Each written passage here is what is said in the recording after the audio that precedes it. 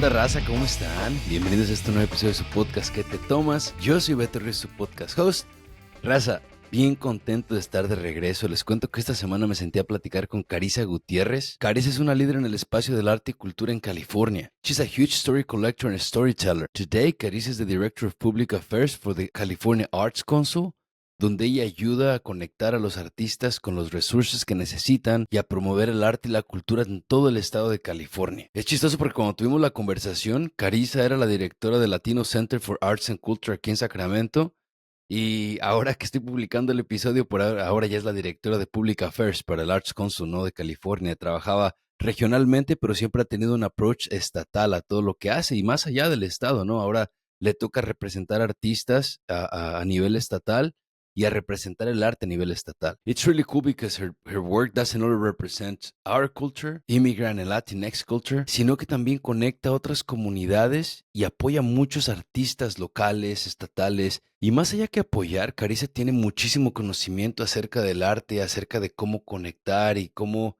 apoyar e incentivizar el arte, ¿no? Enfrente y ponerlo enfrente de las personas. En este episodio, por ejemplo, Carissa nos habla para empezar, de que tiene una pasión por las palomas, ahí van a ver cuando empiece el episodio, pero también de la relación economía-arte y de la necesidad de contar nuestras historias con honestidad y de la importancia de mantener vivas nuestras tradiciones y nuestra cultura. I really enjoyed this conversation, and I learned a lot from this conversation too. You'll see that it was a back and forth of her educating me on a lot of issues. It was just a really cool conversation that I'm really happy to share with you all. Remember to like, rate, and subscribe. Cada que grabo una intro para cualquier podcast, siempre me pregunto, ¿cómo se escribe? ¿Cómo se dice esa palabra? Total, vayan, go and subscribe to the podcast anywhere, YouTube, Apple Podcasts, Spotify, Amazon Podcasts, donde quiera que nos estés escuchando, ve y dale, subscribe. Otra cosa, mándenle este episodio a sus cuñados. Creo que sus cuñados lo van a apreciar bastante este episodio. No sé que les guste, pero pues si lo comparten con sus cuñados, entonces como que crecemos ahí, ¿no? La audiencia que está escuchando ¿Qué te tomas? La semana que entra con los concuños y así sucesivamente hasta que toda su familia extendida esté escuchando el podcast, raza, ¿vale? Ánimo pues, cuídense y nos escuchamos el siguiente episodio. Chao. Carissa, bienvenida al podcast. ¿Cómo estás? Gracias, Roberto. No, es un placer para mí también estar aquí en esta noche. Qué chingón, qué chingón. Oye, Carissa, ¿qué te estás tomando? Una paloma. Una paloma. Sí. ¿Salud?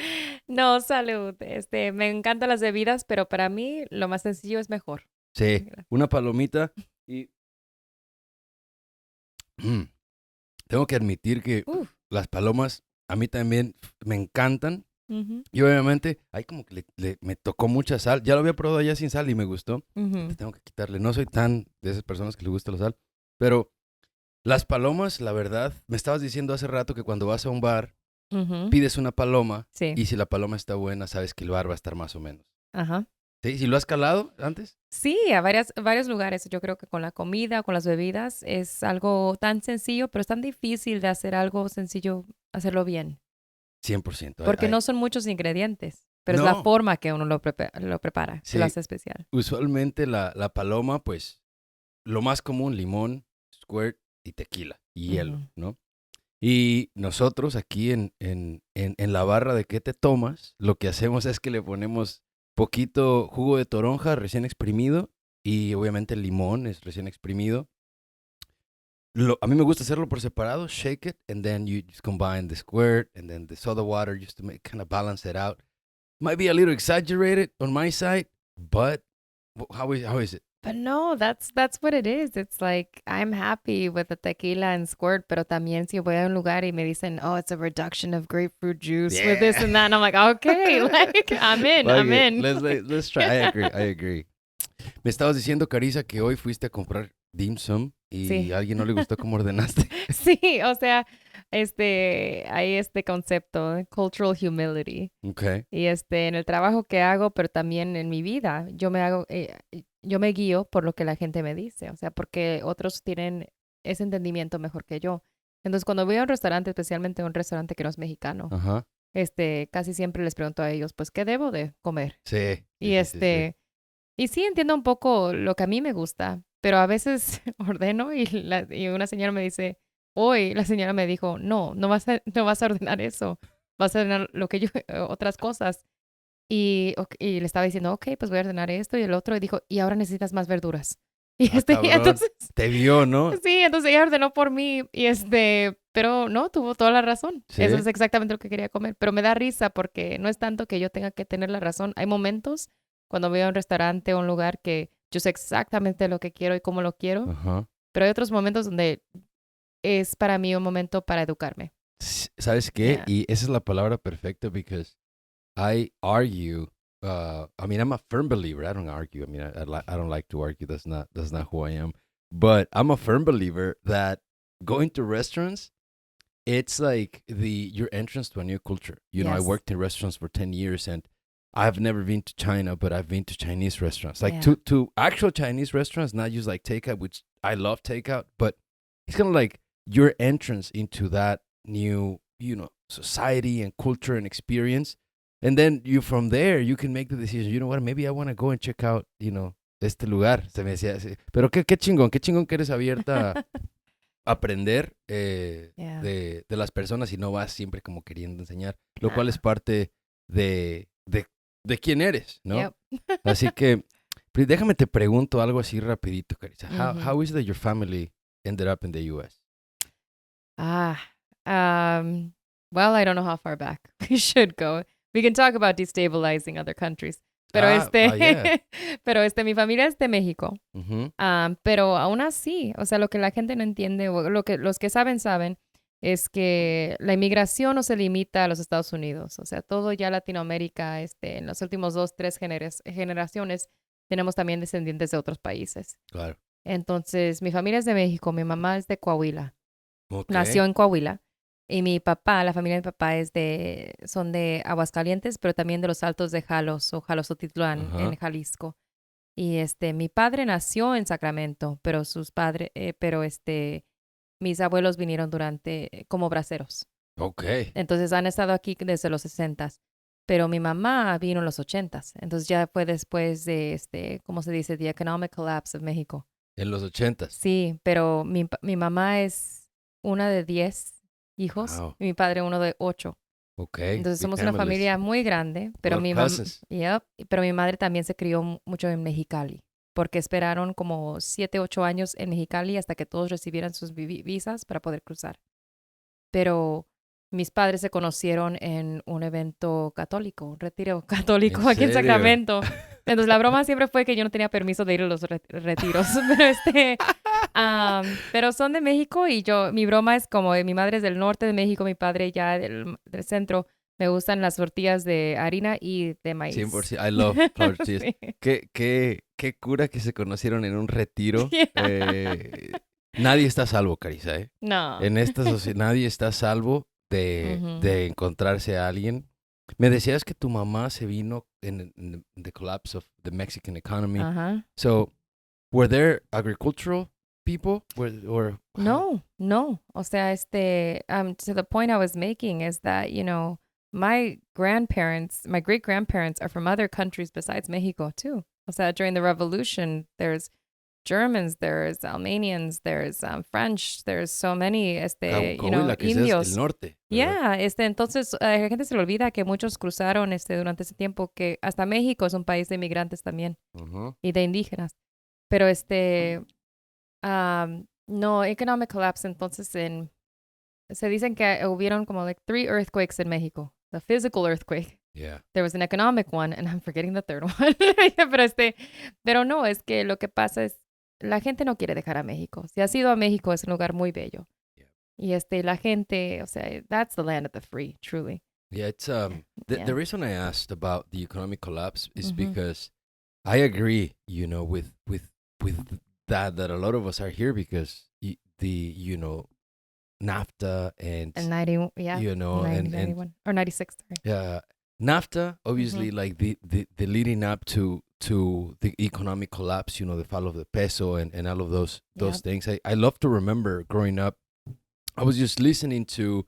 There's this video that came up, this TikTok, I don't, but there's a video. It was interesting because the guy, maybe somebody else have seen it. I don't know what the show is, but like this guy was like, if life gives you lemons, and then there was another person in the room, and he said, you make lemonade. And Yeah. the dude was like, no, life gives you lemons. You start a media campaign to make lemons feel scarce, and then you scare people there's no lemons, and then you get a Kardashian, biting a lemon wedge, and then they had like this whole plan, Yeah. and then it ended with, and then you patent the DNA, or I don't remember exactly what the word he used, but basically you patent the type of lemon that you're selling, Yeah. and then you go and plant next to people that have been growing lemons for generations, and then make cross-pollination happen, and then you sue them for infringement of patent because they're using your DNA. That is exactly what has been happening. Yes. Pero yeah, I was like, I've lived many lives. One of them was in agriculture. Uh-huh. But to your point, yes, I think maybe that's the assumption, porque muchos de mis tíos, mis tías, mis abuelos sí trabajaron en lo que llaman el asadón o el campo. Pero no, my mom's father was an accountant in Mexico, but he came here and that doesn't translate into something. No. My grandfather on my dad's side, also was a rancher. They owned a lot of cattle and they were butchers, but they came here and they turned to construction. Pero it's really interesting to see the culture shock that happens when folks who maybe did study or did a lot in their mother country, and then they come here and you're told you take the job you're given. And but what did happen was, because they came later, they weren't hit with the same issues that a lot of Chicanos or Mexicans were in California. They weren't forbidden from speaking Spanish. They felt a lot of pride in their culture. And so I was raised within a family that told me, keep your language. Was it your grandparents or your parents? Both. Both.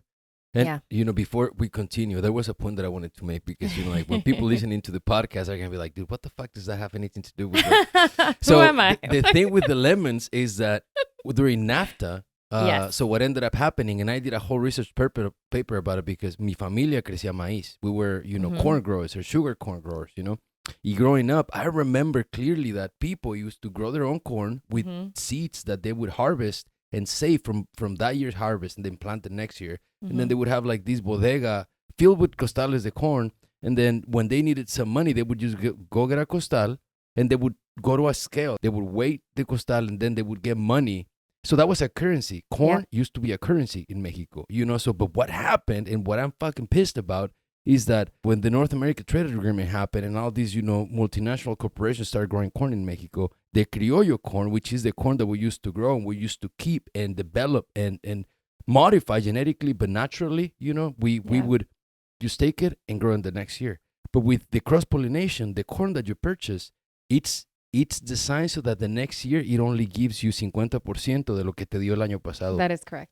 So what happens is that when it cross-pollinates, the people growing that corn, los agricultores de México de generaciones, cada vez empezaron a sacar menos y se les acabó. No, I love that you're bringing this up. First of all, so I majored in political economy, but I focused, my paper was on 21st century Latin American revolutions. All right. So zapatismo, los sandinistas, todo eso. Sí. So when you talk about the North American Free Trade Agreement and the intentions and the impact of these types of agreements and what they did to these countries, it's felt. But when you talk about agriculture, even the monocultures, que se llama, when they all become all the same type of species of corn, and then you have someone like Monsanto. Those fuckers are the ones that I was talking about. Like, we're going to capitalize on this. We're going to make sure that every single organization or industry in this country only uses this one type of corn. I was so angry. And not only that, but we can genetically modify this seed so it only grows once, and then you have to buy it again. Exactly. Or it's fascinating, and it's so. I think that's why when people talk about like indigenous movements or indigeneity, the wisdom in indigeneity has been there for a long time. I went to Peru a few years ago, and if anyone knows, the potato originated in the Andes Mountains. And the tomato. And the tomato. Oh, you can battle this out with Oaxaca because they feel that way too. No, it's crazy. Like when I figure that out, I'm sorry for interrupting. No, that's a conversation. The tomato has such a expensive name, like, royal name in Italy is the pomodoro, like the golden apple, and like all their dishes are made with tomato, and then like they never teach you that tomato is from Latin America. Yep. That's ours. I mean, it's everyone's. Don't get me wrong. No, it's ours. But it pisses me off. Like, why is that not widely known? Well, I think that's what's fascinating. I think that's what attracts me to the work that I do, because I'm a naturally very curious person. I'm not okay with being told that this is the answer. It's like, I got to know why. I got to know where, and I got to get to the root of it. Pero even the potato, just to close that up, it's there are like hundreds of varietals of potato, and they're grown at different heights within Peru. So if there's a specific bug that affects one of them, that's fine. There's a famine, but there are other types of potatoes that can still be harvested. Which fast forwards to what happened in Ireland. There was only one kind of potato grown there. So as soon as a famine hit, there was no alternative. No food. So this is what happens when people say, I'm going to control and just do one type, versus you need to be growing multiple. It's actually the case for diversity, even within nature. It's the case for diversity in everything we do. We start doing everything the same way, and this is where we start to die. And so I think it's so fascinating when it comes to the evolution of food, the evolution of customs, the evolution of anything. You talk about the tomato. Let's talk about sugar. Why do we have sugar skulls on our altar if the sugar's from Africa? You know what? What I'm thinking too right now is like, they make us know that horses weren't from Latin America, or that, wheat wasn't from Latin America, and that pigs came from Europe. Like, they teach you all these things that came from Europe, but they don't teach you all these things that they took from here and that are like chocolate, that are like specifically, like they're made here, but then they capitalize on it, and they never really tell us, like, oh no, that was yours. And you never feel a sense of ownership of anything that's happening around you because they don't teach you about it. Oh, but, people from Europe, wheat is ours. Like the Chinese came up with pasta, baby. Like, what is happening here, That one. Okay, so I annoyed someone recently where I like messing with people sometimes. They're like, here's some tamales. Because tamales, right? Such a diversity of tamal throughout Latin America. And I'm like, you mean the Latin American dim sum? Or the Latin American dumpling, and they're like, what? And I was like, well, I don't know. It's still a steamed piece of dough with meat or something inside. Or just like, I love making those connections that I want to know why there are similarities. Right. I want to know why we've come to the same conclusions. And there are people who've been doing that work for a long time. But I just think that life is so much more interesting when you ask the why and you follow it. 100%. No, and that's cool. That I learned that you went to Berkeley and you studied international relations and global and economic development, was it? Basically, something like that. I did something similar. I went to Davis, but I did international relations. You did global studies. I did it, right? Like a little bit of everything, yeah. I did international relations, and I focused on economic development in Latin America as Same. well. Yeah, it was very similar. And in community college, I had two professors that were incredible, that they told you the truth. Like, I remember from there, I learned about Sandinistas, and I learned about, Allende, and like all these different, and that motivated me. I went and lived in Chile for 6 months. Oh my God. To learn about Allende and like be with like Chileans, because I was so fucking angry. I was like, man, like, how do we get here? Cool. So yes, like all of that. That's actually what happened to me too. But I came at it differently. Okay. I read 100. Like I read House of the Spirits and 100 Years of Solitude. That is so it was actually through literature that I found my way into economics. Mm-hmm. And then it's just funny. Like everyone's got their entry point, but I was asked recently, like, oh, if you focus on economics or you focus on these things, how'd you end up in the arts? I was like, how could I not? I was like, when you really follow the relationship between power and economics, the third part of that triangle is always a creative expression or like movements. And it, like, art is not this cherry on the tree. It's this very much, it's the way that we as humans express ourselves. And so, and when there is this injustice that they're dealing with or whatever it may be in any space, you inadvertently will come across the concept of art. Cuando hablas de injusticias en el arte sí. y de cómo están conectadas con, with economics and, and, at the end of the day with moving ahead and being better off, ¿a qué te refieres?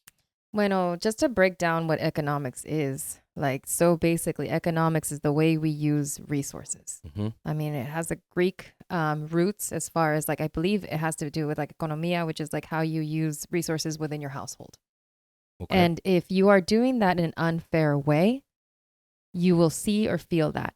And the thing is that when I look at an artist, whether it's a painting, a performance, a song, a poem, whatever it may be, they are telling the world about this unfairness happening. And so the impact of power and the impact of injustice will be told through someone's experience. I think that in every time, in every moment, I think this has been better said by better artists and writers. I'm thinking of specifically the moment when I was in Spain and I entered the Galeria de Reina Sofia, and there's Guernica by Picasso. Mm-hmm. And Picasso's, honestly, don't get me to defend any of these artists as men, by the way. I Right, was like, these right. are very troubled people, but they've created some of the best works on the planet. And you see it, and it's painful. I was brought to tears because of it, because he's drawing so much death and destruction and grief. But what I mean to say is he couldn't help but speak from a place of knowing and expression. It had to come out. And what he was experiencing was the extreme unfairness of that moment. And there was nothing for him to do. He couldn't run for office. He couldn't overthrow the government. There was nothing else. He did what he did well, and he painted. And so I think that there is something that an artist does where they are not looking to fall into the way that other people do things to affect change. All they know is how to express by any medium necessary. Mm. And That's good. That's interesting. and anytime that we see powerful literature, anytime that we see poetry, anytime that we see visual arts, photography, whatever it may be, Comedy. I mean, look at the role of the jester in like Shakespearean times. It's like they were the only ones that could speak the truth. And that's the truth about art, is that it cannot help but tell the truth. It doesn't lie. And Okay. so what we know about our own systems of power is that they try to tell a specific story through history books, through documentaries, whatever it may be. Art can't help but be honest because it is coming from a place of honesty. Well, I mean, now, I not to argue with it, because I agree, but like nowadays vivimos en una sociedad donde hay un montón de diferentes tipos de arte. Podcasting could be considered an art, Mm-hmm. depending on the way you do it, right? Yeah. Tenemos a estas personas, tenemos a personas utilizando diferentes medios para expresarse y hablar de Sí. lo que está pasando. And we talk about honesty as artists, but today, how honest is art today? I mean, you can think about. I'll give you this example. Recientemente, no sé si viste, pero Bad Bunny sacó su nuevo disco, ¿no? Me gusta Yeah. hablar de los artistas latinoamericanos y del impacto que tienen. En episodios pasados, Raza, hice uno específicamente acerca de Coachella, así que vayan y escúchenlo, y el impacto de los latinos en Coachella. Mm-hmm. Pero Bad Bunny saca su álbum y un AI hace Yeah. una canción falsa de Bad Bunny and he becomes more popular than what he actually did, and he's pissed, right? Pero yo la verdad no sabía que no era Bad Bunny. Oh. Right? So, cuando lo escuché dije, cabrón, this is a good song, I like it, pero todo esto empieza a pasar. No quiero hablar de AI, that's like a completely different Okay, because topic. I was like, you want to go there? No, Let's no, go no, not at all. there. But like, is art Mhm. still, what do you think about like where we are today and the honesty of art? It always gets really philosophical very quickly. So I would say that there's a lot I don't know. Okay. I think that the mistake we make is the word art is so small to describe what it is. You ask in a room full of people what art means to them or what it is, and you will get a different definition from every person. You just know it when you see it and when you feel it. But I will say that maybe instead of honesty, what I mean to say is vulnerability. And I think that it's very, and I think that there has to be room for understanding that there are forms of art that are still developing and that we don't know about yet. And with new mediums, new technology, there is a lot that's happening. But I think, to really, we use it so loosely, yet we use it as a blanket statement. I think that there is such beauty in being able to tell your story. So I tend to use as a standard definition, el arte es la forma que dices tu historia. Le dices al mundo, yo existo, estoy aquí. Okay. Y ya si lo haces por varios medios es como lo estás haciendo. Pero what I'm also seeing is like, to your point, it's when are you have to be discerning. You can appreciate art, you can see art and still be critical. You shouldn't lose that. Discerning, just to make sure that I understand what that is. That's like, dissecting and like kind of like going deeper. What is that? What does discerning mean? I guess the bad word for it is judge. Like you can judge it. Okay. But I would say a more informed way is like discern. Don't lie to yourself. You see something, you're like, why would you say that's not art? Do you understand it? Or sometimes you see something, to your point about the song that's like made by AI. I know you don't want to talk about AI, but let's just say a song that is maybe something that you would not consider good subjectively. Don't lose that. Be able to talk about it critically. I think sometimes we are so afraid, or we think that art is this like prestigious thing that is, there's gatekeeping associated with it. Solo las personas que han estudiado arte pueden hablar de arte. No.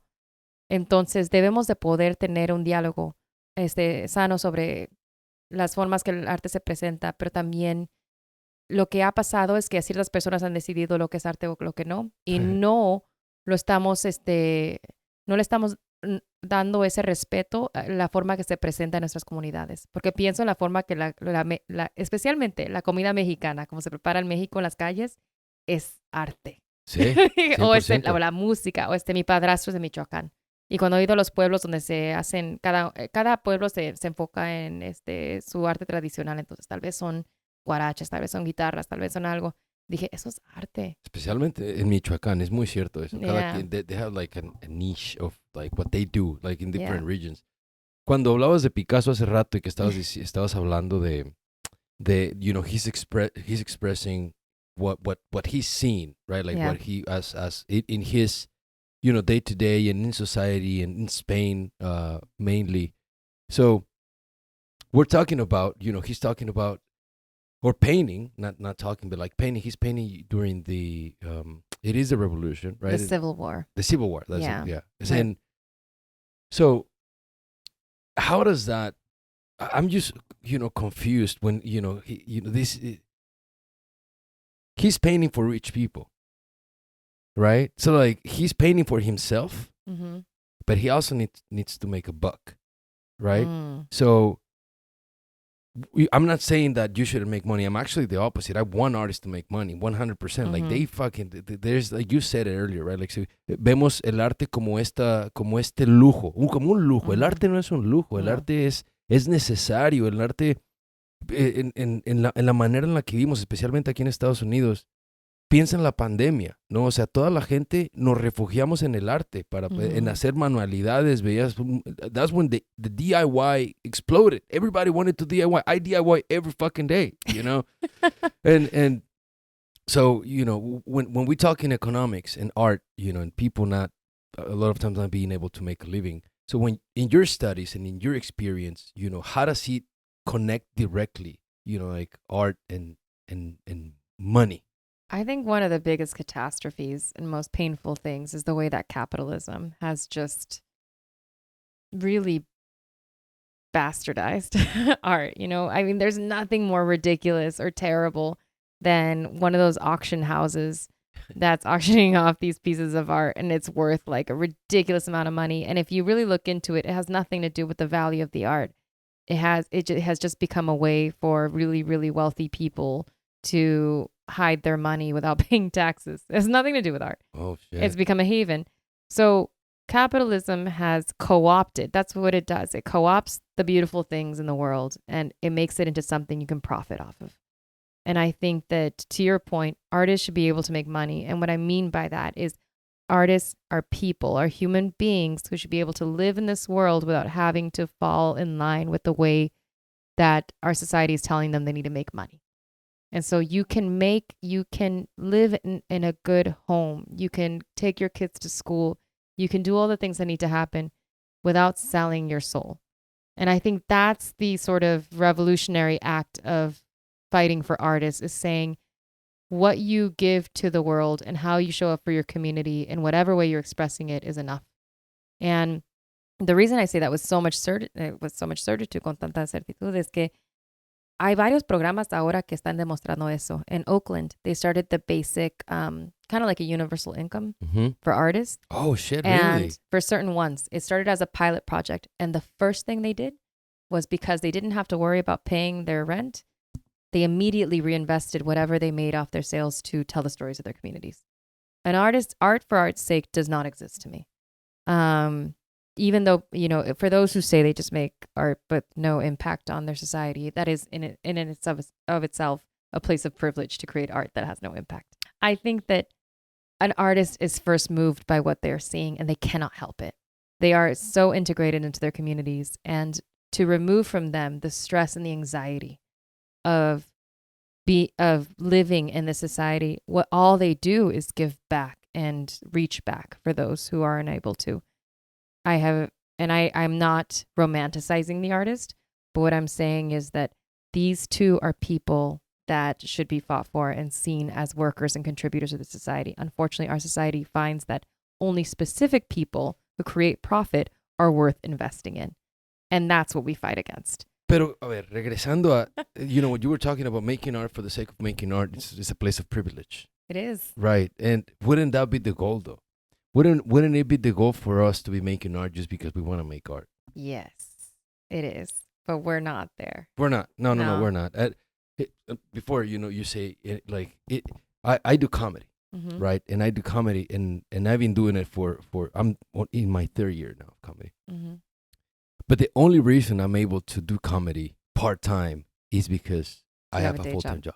Yeah, comedy is one of the most complex and one of the most interesting forms of art because it requires, I think growing up, you think that comedy is just this, you take it for granted. It's just funny. It's just funny, but you don't really spend time to be funny to someone. Means to really understand someone and to understand them intellectually, to understand them emotionally. To like a comedian is very, very intelligent, but then to be in front of people and be so vulnerable and to read a room and I've seen it, you know, I love comedy.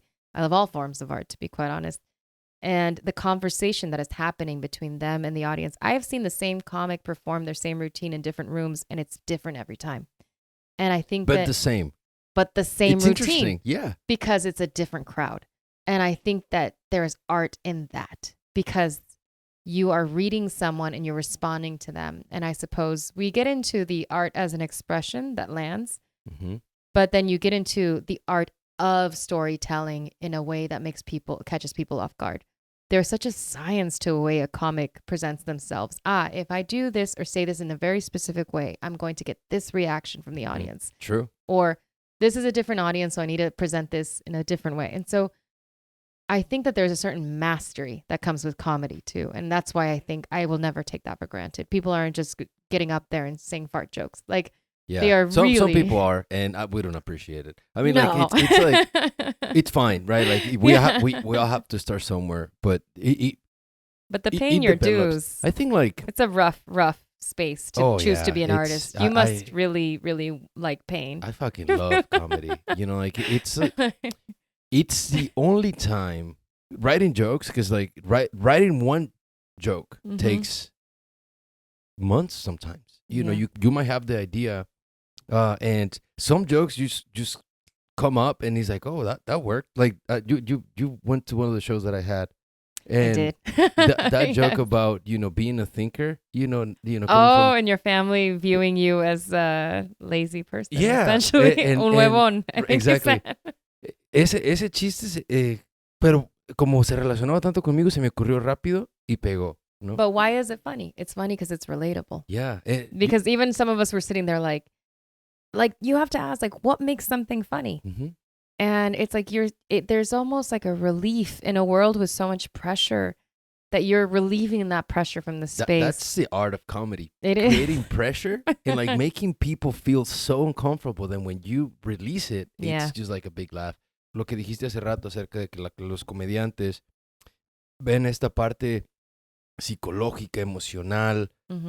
Y hay algo que vi hace tiempo y dice que solo hay dos reacciones del cuerpo que pasan naturalmente. Es llorar y reírse. Si alguien tiene el poder sobre ti para hacerte llorar o reírte, they completely and fully have, understand your needs in a way, know. Sí, sí.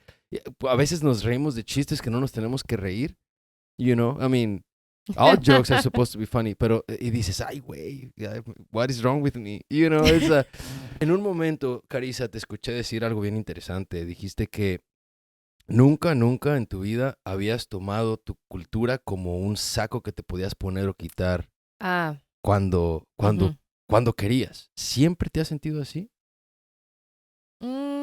Y sí recuerdo esta conversación, pero no creo que siempre me he sentido así. Creo que, I have to acknowledge that I'm lighter skinned Mexican, and my father especially. Y entonces there are certain spaces where you're passing. You can leave your culture at the door, so to speak, and say, okay, I will show up and sound and look and perform the way you want me to. And I'm Carisa Gutiérrez. Pero en realidad, en mi casa, o sea, soy Carisa Gutiérrez Villegas. Y Carisa Gutiérrez? Yeah, I've never Carisa ever Gutierrez. heard you say your name like that. That's funny. Yeah, le dije, pero sí me di cuenta que I was making myself small for others, and it was so strange. It was so, but I think When do you realize that, though? I have like I said, there's a lot of pride in my family. A lot of pride from where we come from, and we tell our stories. My mother's an incredible storyteller. My father is an artist, and that doesn't mean that that's what they do for a living, to your point. Right. But that's who they are as people to me. And so I think that I was just raised in a very creative space and I don't think they realized that I was watching the whole time. And that's so beautiful and cool. It is. And my grandparents, they all speak Spanish. I'm really grateful that they're still with me. And so I would sit with them and they would just tell me all these stories and things like that. And so I never felt ashamed for being Mexican. I felt incredibly proud. I was like, yeah, I would hear these stories about Mexico, and I would go to Mexico frequently. And my family and I would get together and we would keep these traditions alive. So it never, to me, seemed like something I was ashamed of ever.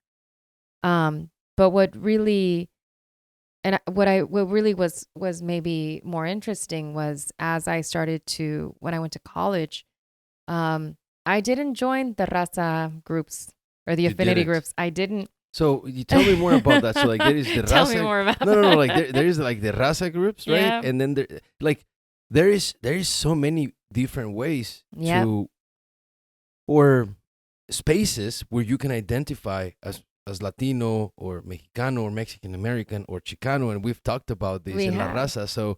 So first of all, like La Raza, what group is that?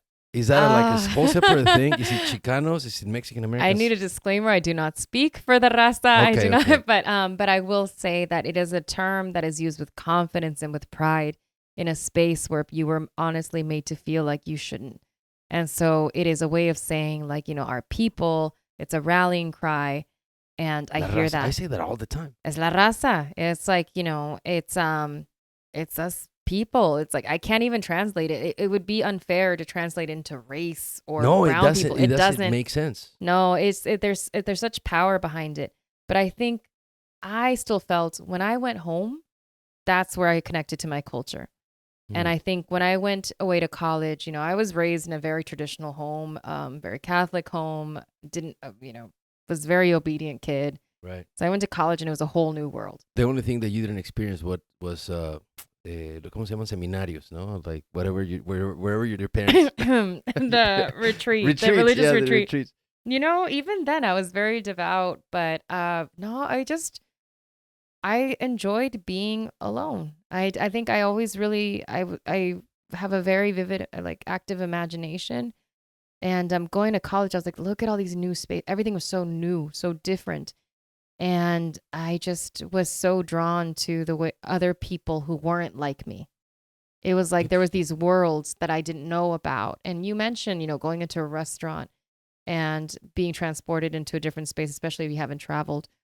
I think for a lot of us Mexicans, especially first generation, we're not raised with families that quote unquote go on vacation. Like, there's like a George Lopez joke where it's like he's juxtaposing between the way that Mexican kids go on vacation and white kids go. And he's like, white kids, their parents are planning trips to Disneyland for months. Mexican kids, you're woken up at 2 a.m. You're like, we gotta go. Someone just died in Mexico. Or like, get in the car. That is so fucking true. So Wow. there was no like vacation or camping or anything like that. But all of a sudden I was like, wait a second, what is Thai food or Indian food or like people have lived life? And I think I was just really interested in that. And because I was in Berkeley, but my family's in Sacramento, I was only an hour away. So I don't think that I was distanced enough to really feel like, oh, I need to connect with people who look and sound like me. I was like, oh, I'll just go home and refill my tank there. But I do think that something that did stand out was I was also in those spaces where we were talking about revolutions in Latin America, where I was learning that history, where I was understanding this. And I think everyone has their journey into figuring that out and understanding this. But there's also a very real moment that happens for all of us when we realize you are being molded to fit into a society that does not accept people who look and sound like you. So it doesn't matter how much you try to fit into that. That chair isn't really at that table for you. They will take it away.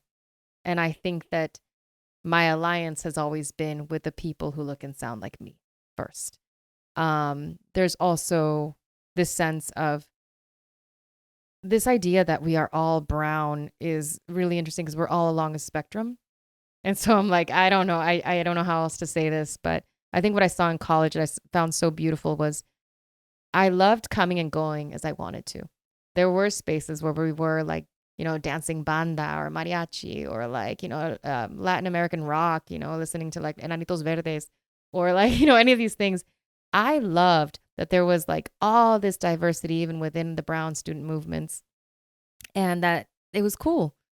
But all of us were so young. We're 18, 19, trying to figure things out and being exposed to so many new ideas in so many different spaces. It's overwhelming. Right. And those spaces aren't really built to support you. And so I understand like many of us did migrate to each other. But also for me, it was like, what is this other world that you've been holding from me? I want to understand it. I want to get to know it. And I did that for a while. But when it was all said and done, I knew where my home was. And so now so much of my work is within those spaces. Sabes que está bien interesante que dices, you know, when you were going to Berkeley, you had the opportunity to, you know, experience all of these spaces, right? Like, you know, you mentioned Banda and Enanitos Verdes, and I'm sure that, you know, it could have been, you know, study groups and like libraries and like all these meetups. And that is something that we mostly get to do in the U.S. ¿Sabes? O sea, cuando pienso, algo que concuerdo contigo 100%. Me acuerdo cuando llegué a Estados Unidos, lo que más me gustó fue que llegué y conocí gente de Michoacán, de Guanajuato, de Zacatecas, de El Salvador, de Guatemala, de Ecuador. ¿Sabes? Like, I really got to know people and like experience all of those things. You know, you said earlier, you were kind of like looking for the space where you fit in, you know, and we will come back to like the Raza and Chicano thing. Yeah. Because I want to understand it better. But in California, we are majority Latino, ¿no? Y fui a UC Davis a participar en un panel earlier this year, and we were talking about the Hispanic serving institutions and, you know, how to better serve Latinos and Latinas and Hispanics, the role that universities play in making people feel welcome. Right. Y cuando estábamos hablando, ¿no? Pues me dijeron que en UC Davis son como, para poder ser Hispanic serving institution, I think you have to have 25% of your student population be Hispanic. Oh, wow. Right? So they're like at 24.75%. That's like, they're almost there, you know? And here's the thing, okay? And I love talking about this because when I used to go to the UC Davis, I was still living with my parents. I would commute every single day. Y yo llevaba lunch. De vez en cuando llevaba mi lunch. And bringing lunch is so different for Mexicans or Latinos, you know, than it is for people from the U.S. You know, like here, you know, you get a peanut butter and jelly and a protein shake and you're good to go for lunch. You know, I remember this vividly, man. Like with the first lunch I had at UC Davis, my mom had made chiles rellenos. And she made chiles rellenos. And the next day, she's like, son, I packed your lunch. I was like, great. You know, I just took my bag and I went. Llego a UC Davis, me siento, ¿no? Y saco de mi lonchera 2 chiles rellenos, salsa sour cream, queso fresco, tortillas. She gave me like everything that No, I ya me would está need. dando hambre. No. I was like- It was like 7 Tupperwares, Yep, you know? yep. And I was like, oh shit, you know, like my biggest concern was like, how am I going to warm up my tortillas? Like there was only a microwave. And, you know, this other Mexican student, like she was just, I know she was Mexican. I asked, she's like, hey, do you mind if I sit with you? She was like, yeah, for sure. So we, you know, I actually shared one of the chile rellenos with her because it was so much food, you know? And at this panel, I was like, okay, you're telling me that, you know, 24.75% of students at UC Davis are Hispanic. A big majority or a big chunk of that is going to be Mexican. Mm-hmm. How are you telling me that there's no comales around campus for people to form up the fucking tortillas? Like, obviously it's a joke, but not really, right? Like, that is something that is so Integral. necessary. Yeah, it's like it's part of who you are. Why do we have toasters? You know, that's what's so interesting about listening to you, because you know, I'm listening to your story and it's like, you know, this moment of, if I'm hearing you correctly, you're like, you almost feel like a little bit self-conscious, like I have all this going on. Oh yeah, Who's watching I me? was 100% subconscious. But I have to be honest, I always thought being Mexican was cool. Like I really did. I was like, oh, how lucky am I? Like our food is the best. Yeah. Like our people are just beautiful. When I go, we know how to have a good time. Like I just wasn't, I have to give credit to my family in that instilling in me the sense of beauty, that an appreciation for my community, that I just didn't have that fear that what I was doing was considered lesser than. So I think that I came into spaces a little differently, and maybe it made other people uncomfortable because I was like, no, like get on my level. Like it was like, but I want other kids to walk into spaces like that too. Like I don't want them to ever feel like you are trying to fit into a system. Rather, to your point, there should be comales for you. Yeah, I mean, you know. But that gets me into a whole other range of It's- just like the way they police the way that we do things under the guise of safety. Yeah. Because I know, I could tell you, I worked at UC Davis. I was like, oh, are they, you know, what if we had comales out? Someone's going to get burnt. No. True. But it's, yeah. But it's I think where I really started to see that was not growing up or in college, was actually once I started to enter the workforce. And once I started to enter office spaces, once I started working in, I've worked in many, many different spaces in the wine industry. It era como like, you know, I was the only young brown woman in the part of the winery that presented to the public. The front of the house. Yep. So I didn't understand the weight of that, but everyone else who's picking the grapes looks a certain way. Mm-hmm. And I really started to see, I'm like, oh my God, like, like I knew that, but I didn't know that. And so whenever I'd kick it with the vineyard workers, I mean, they were literally there with their, what's this dish? It's like, es chile con carne, pero con los ajotes y todo eso. And every time they brought it out, they were like, ¿gustas? And they would like, ahí te prepararon tu taco. Fuck yeah. And I would sit down and be like, yeah, exactly. I was like, and you feel okay saying yes. That's like the weirdest fucking thing. Like you just feel okay saying, yeah, dude, I have a taquito, you know? yeah. And you sit down and you accept. Like it is, I hate to use the term love language, but it is like a form of connection. And like you do not turn down a meal when it's offered to you. Like you learn that at a young age. But also in a space that is so white dominated, like the wine industry, or even European dominated, to be sitting next to someone who looks and sounds like your tío, inviting you to a taco, you feel less alone and you feel more connected. And I would say that it was incredible to be in that space and realize the influence that I had too, when they were like, you look and sound like my family, but you're not out here picking grapes. And that was really heavy. And so that's when I really started to get radicalized. Actually, it was not in Berkeley. It was no, in Berkeley, I thought it was just feeding my ego to some extent. But it was really once I started to like connect and be in the service of the people that I was living near, that I was like, oh, no. Like, what am I really doing? And that's when I really started to find my way back home, so to speak, was it's so powerful. You know, like I one of the best memories I've had in my life, and I constantly think about it, and I mean, we're opening up. It brings me to tears sometimes. Like, it really does. It's like, growing up in Mexico and going, to the fields with my dad. Teníamos trabajadores y todos, pero todos nos sentábamos a las 9 de la mañana. It was a rule. We would sit down with open fire, and everybody would pull their lunches out, and we would all share. And like, it didn't matter, who's who has what. It was just like so cool. And like, that doesn't happen as much here, Y no sé, creo que también lo has dicho, ¿no? Que aquí en Estados Unidos, in California, like we are a majority, but like we still need to find those spaces where we belong, where we are the majority, and we need to find the spaces where we belong.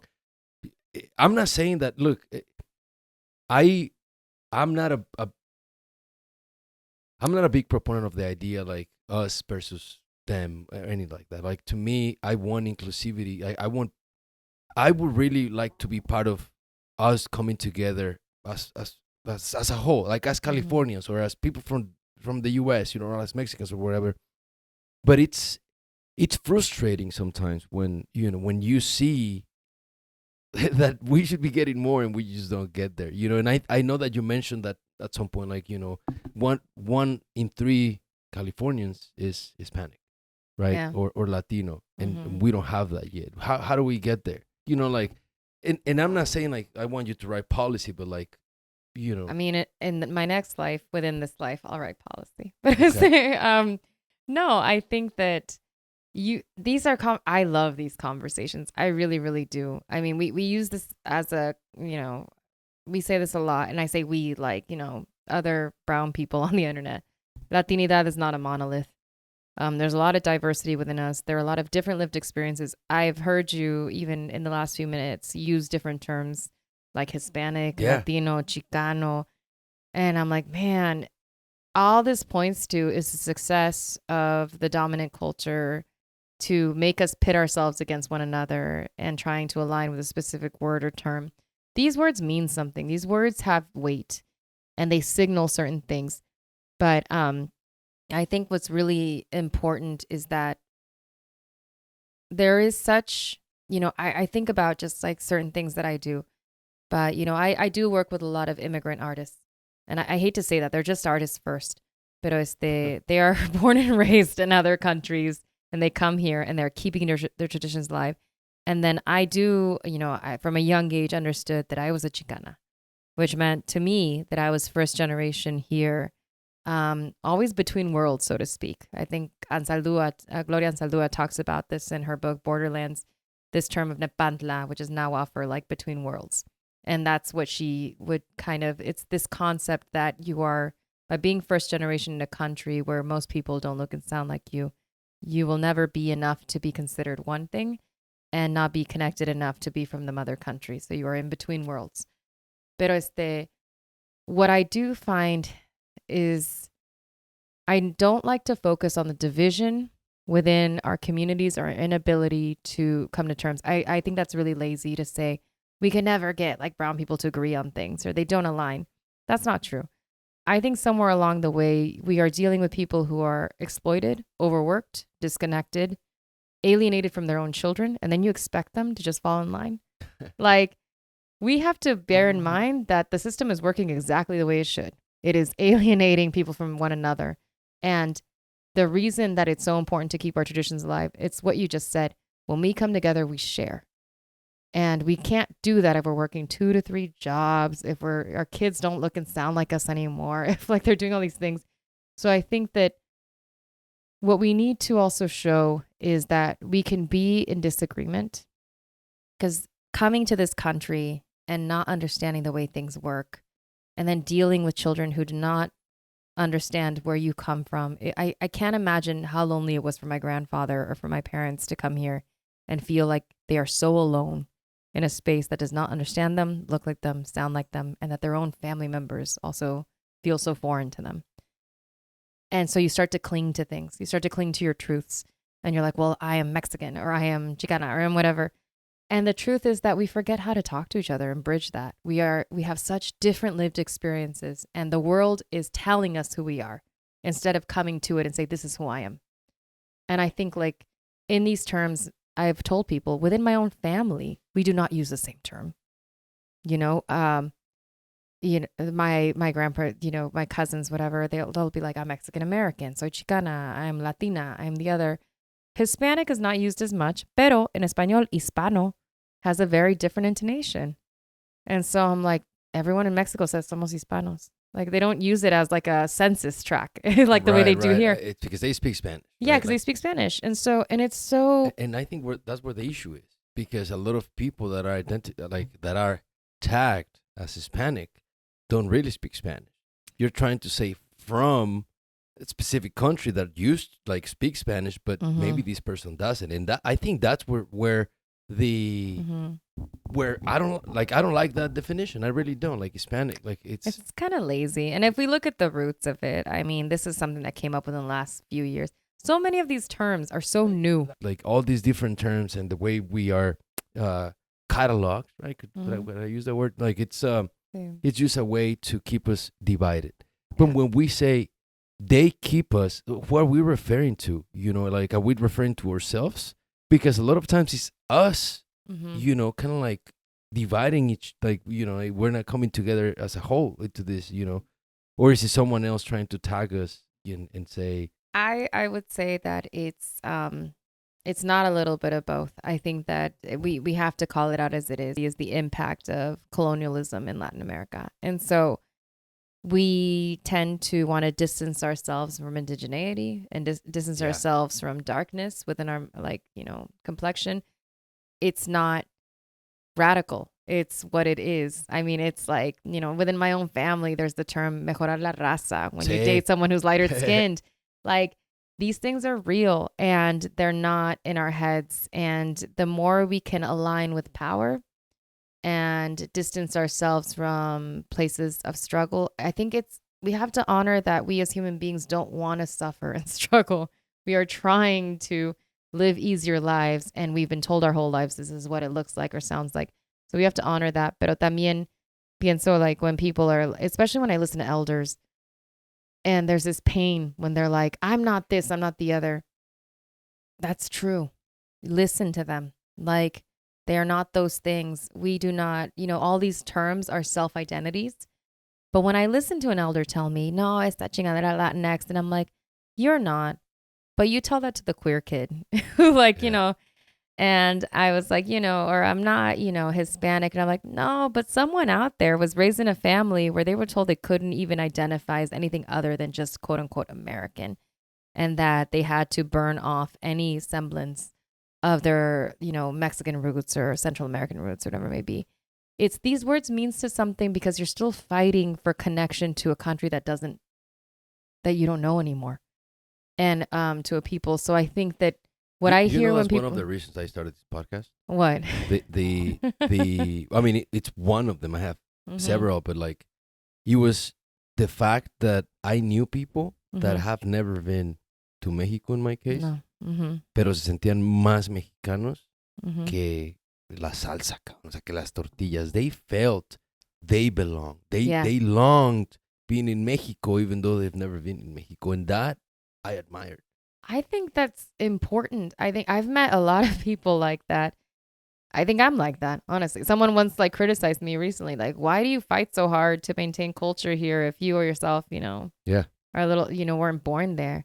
And I was like, oh, should I leave it just to the people who feel like this pressure and depression all the time? Like, no, because I mean, at its most basic level, I think it's cool.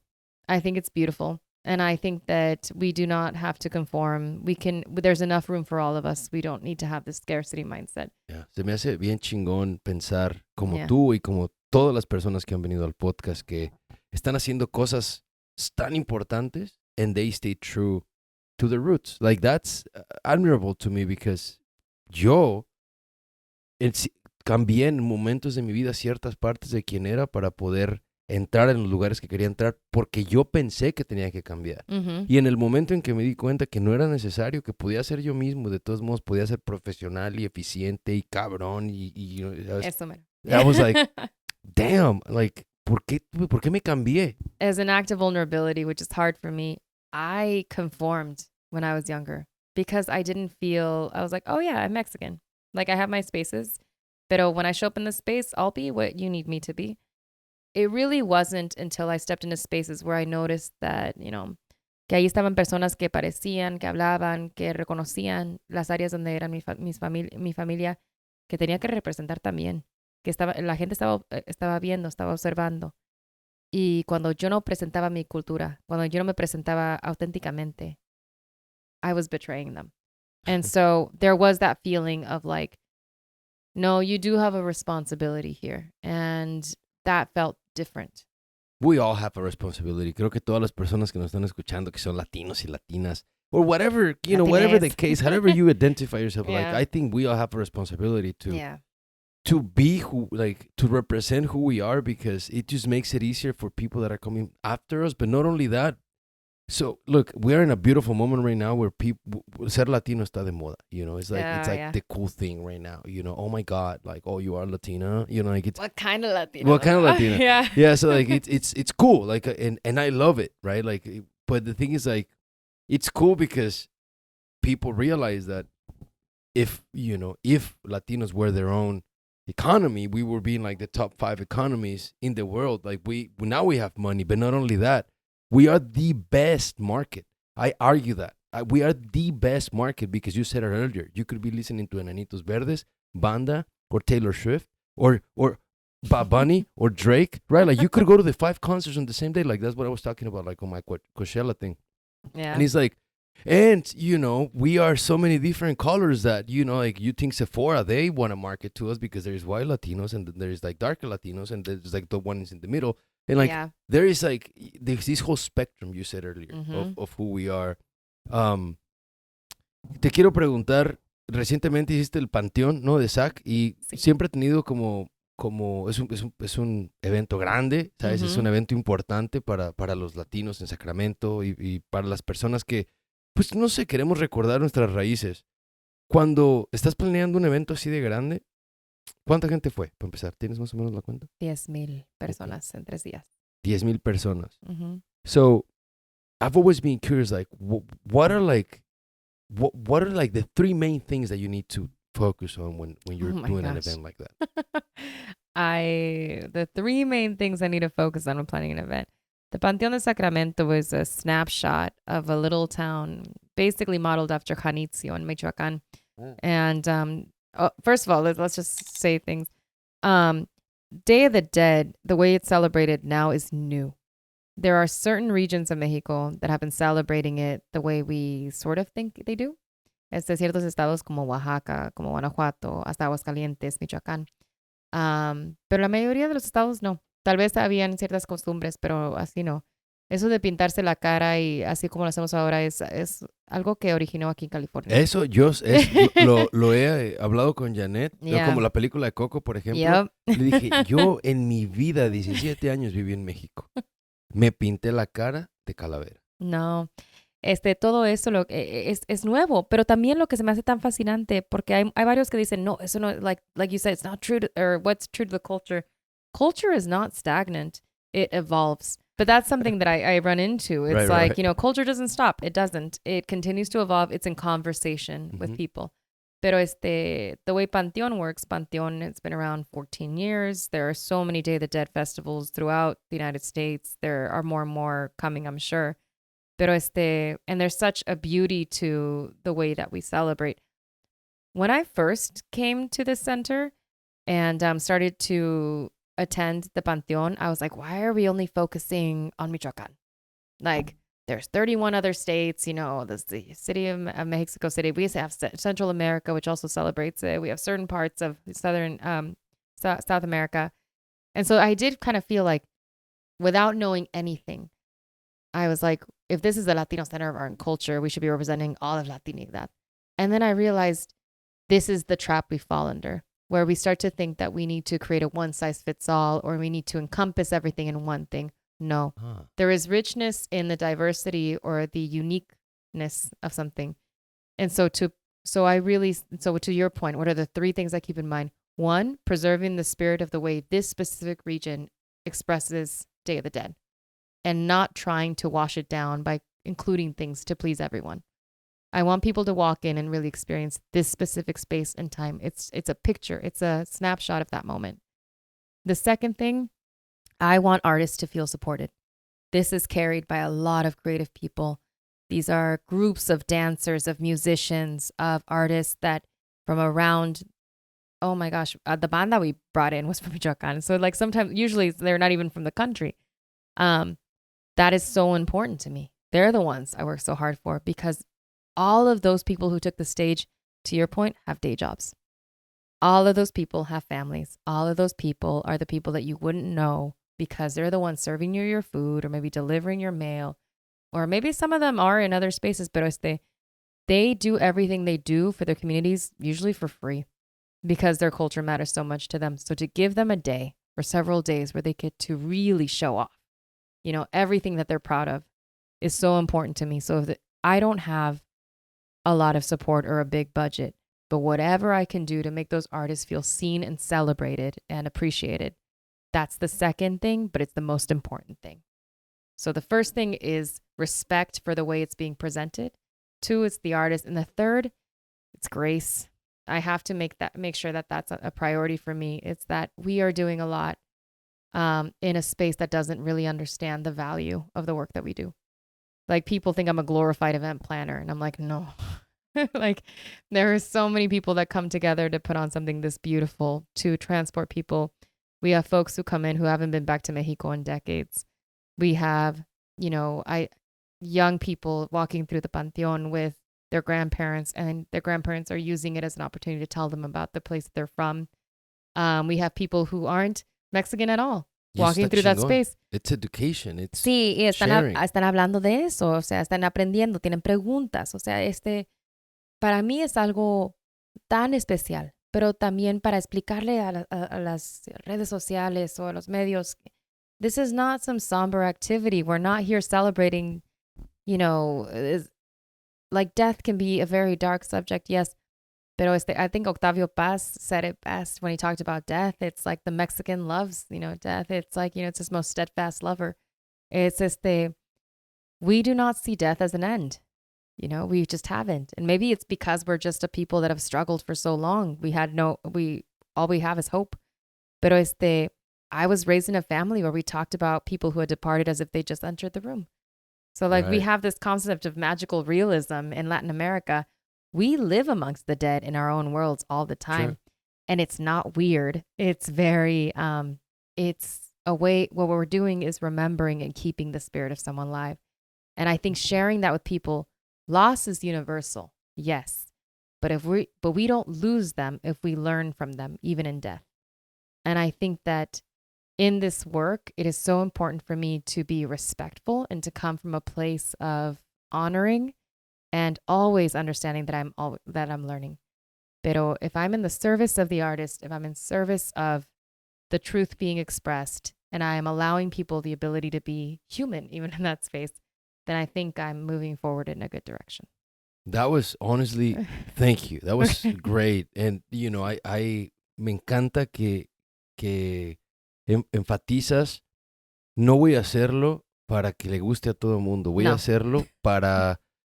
Hay un libro que leí hace poco, dice eso específicamente, dice que los artistas en ningún momento tienen que, they don't have to conform for everybody to like them. They have to do what they need to do, and then people that are going to like them are going to like them. That doesn't mean be lousy and lazy and not understand what art is. It means that understand your medium, take it, and write what you need to write for you and for the people that are going to want to read it. And I like that. I like that because I like to be inclusive. I think we should find ways so that everybody feels a part of something, Mm-hmm.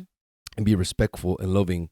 But there are things that are not meant to be for everyone. No, I think that we can't make inclusive spaces. We can create spaces and be inviting, but it's up to the individual to feel included. And I think that that's the reason that I emphasize that is because, like, if you start to create things and say everyone should just feel this way, you don't tell people how to feel. Pero a la misma vez, like, people should enter those spaces with a sense of humility. They're entering something that maybe they don't understand, but it is not made to make them comfortable. And I think that that is, something that we're dealing with even when we talk about, once again, like white supremacy or folks who have been in certain positions of power. We as brown people, Latinos, Chicanos, whatever it may be, are so used to making certain people comfortable, even in our own oppression. And it's like, no, you want to be a part of this? Humble yourself. And I had to learn how to do that too. And I am reminded of that, even in my own capacity. I have to remind people I am not the representation of equity or inclusion or all these things. I can only ever strive to do those things. But I do think this is so much more interesting to me when people who ordinarily would not be a part of this enter that space and are, made to feel like what is like curiosity and wonder and respect. The more we can learn about each other, the less we want to hurt each other. And I think that's missing. There's this educational component. People dismiss us or there's such a pressure to be a brown person in a white space. People think that you represent everyone else who's brown. And they don't take the time to get to know who you are and what you represent. But when they do, when they begin to be immersed in this, they tend to feel a little less protective of that. And so I think what we do is this work of creating an event where people come in, they don't have to know everything. We don't even know everything. But to come in and experience it, it allows for more coming together, greater alignment. I think that culture work brings communities together. I really do. It's not even this kumbaya-ness. It's like okay, I have something on a map to call back to. I experienced this. What was that? If everything was made so that people felt comfortable, we would just end up being a Facebook algorithm where everything that you like kind of then makes up everything that is shown, and we are going to become gray. There is this other book, that I haven't even finished reading. Mi primo Adrián me lo regaló y la neta, you got to finish it, dude. It's actually the Art of Love. Oh, by Adrian. Oh my God, I've read The Art of Love and I'm forgetting. El Arte de Amar by Eric Fromm. Eric Fromm. Yeah. And he talks about, it's a little antiquated. It's older, but at the same time, it's important to remember that we do become gray. If we say that everybody's the same, it's weird. It just, I don't know. I kind of agree with that. Not everything is made for everyone. No, but I think that somewhere along the way, Art of Loving is by Eric Fromm. El arte, yo lo tengo en español. El arte de amar. See, and I'm like, there's another book about love too. Yeah. Pero something that I've been learning or thinking about a lot is that I get it. Disagreement is difficult and frustrating. We try to avoid it at all costs, ¿verdad? No queremos, y nos enseñan de muy jóvenes también, o sea, tienes que ser obediente, tienes que estar de acuerdo con tu familia, con todos los demás. We grow up not knowing how to handle disagreement or anger or frustration. Yeah. Or making people feel uncomfortable, which is basically everything that you described. It's like, how do we, to your point about creating even alignment within our really big, brown, beautiful community, we have to start with ourselves. We have to learn when someone says, you're out of line, you said something that hurt me, you did not represent me, that we can hold that feeling for a moment and learn from it. We have this pride in who we are, but we forget that we are in relation to someone else. I think when we can hold other people's anger, when we can hold other people's hurt without making it our own, but only see the lesson in it, that maybe then we start moving in a certain direction. I do not need to be in agreement or in alignment with every single person that looks and sounds like me. But I can create a space, and I can create space for all of us to disagree and still be looking in the same direction. And that's the thing. I want more diversity to be explored within our own Latinidad. I want more people to talk about the different lived experiences of Chicanos and Latinos in general. I want people to sit across from each other rather than talking at each other, especially blankly on social media. Yeah. I was like, I was in a poetry reading where he's Nicaraguense, y dijo, vine a California y I became just any other Mexican. Put that person in a room with other people who are disagreeing and arguing about all these other things. And all of a sudden you're like, yes, please step outside yourself. There are so many other lived experiences that are happening right now. And we need to respect that. You know, we forget because we feel like we're the only ones that experience pain. And I think that there's something to that. I think like we're talking about what we're really looking for is not unity or alliance, but solidarity. And a solidarity doesn't mean you're in agreement. It means you are going to support the other person. And I'm probably butchering that. You're acknowledging that there is, I'm seeing that a lot right now with indigenous movements. Pero no, it's that. It's like we have the right, we are different. And we cannot be putting whole continents and saying we all look the same and sound the same. But I do think be more honest about those representations. Whenever someone tells me, oh, you're doing an event for Michoacan, why aren't you doing this state? Show up and do it and I'll support you. And I was like, that's just kind of it. Yeah, exactly. Right? Why would I do something that represents you when I am not from there? That you need. Like, I'm not saying I'm not going to help you. I help you, but like, it's not something that I'm aware, like, I that's good. That's a really good response. You know, I'll help you. We put on a Oaxaca, a Guelaguetza event every year now. And someone said, you know, for the next interview, I think, would you be willing to wear a huipil or something from that region? And I'm like, no. And I'm not mad at you, but let me explain to you why it would be inappropriate for me to wear a huipil from Oaxaca or from like a dress there. Yo no soy oaxaqueña. It'd be completely different if I felt that connection or affinity or they made it okay. But that's where it begins. It's even understanding within Mexico, there's this diversity. Within Mexico, there's all these different spaces, you know, indigeneity, Afro-Latinidad. I mean, I could go on and on about how excited I get when I think about Veracruz or Guerrero or any of these spaces. Like, I love mariachi. I love ballet folklorico. I love all these things. But when you really put a magnifying lens to that, when you really start to like investigate that, there is diversity within that. And that's the part. And going back to Bad Bunny, what does Latinidad look like as like, you know, we are, yes, you're right. We're a very marketable group. We were designed that way when they created the term Latino or Hispanic. Like they're like, hey, we group you guys together. I also think there's power in saying, okay, when I hear that term, even if I don't call myself that, they're signaling for people in sound or look like me. Once we come to terms and sit at the table, we can talk about those distinctions. But how do we reclaim that power and say, how do we organize? And to your point, when you talked about spaces that are for us, not waiting for them, but how do we create them? I see what like brown leadership looks like in certain spaces, and I become a little disheartened when I see it. Like, you know, there are brown officials and they are not advocating for brown people. They only advocate for the brown people that look and sound like them.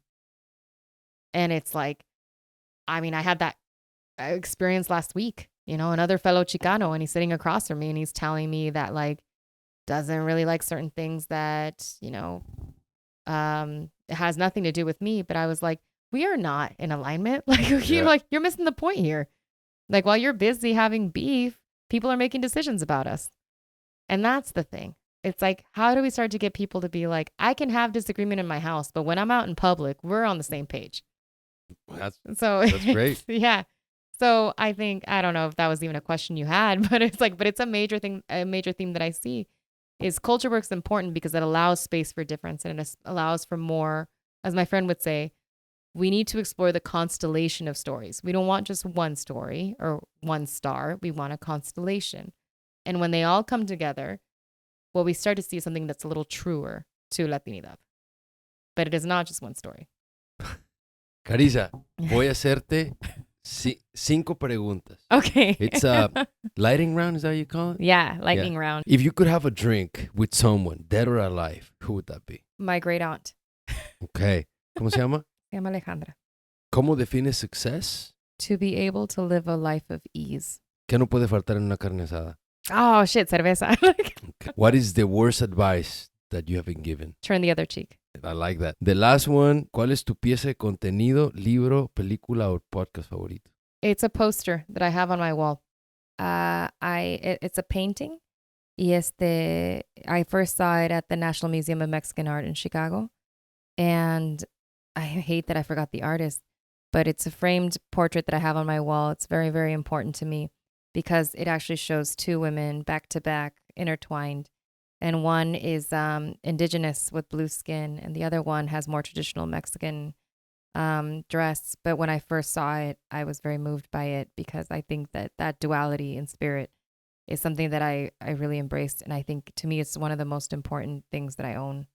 And it's really important to me that it's always on a wall or somewhere that I can see it every day.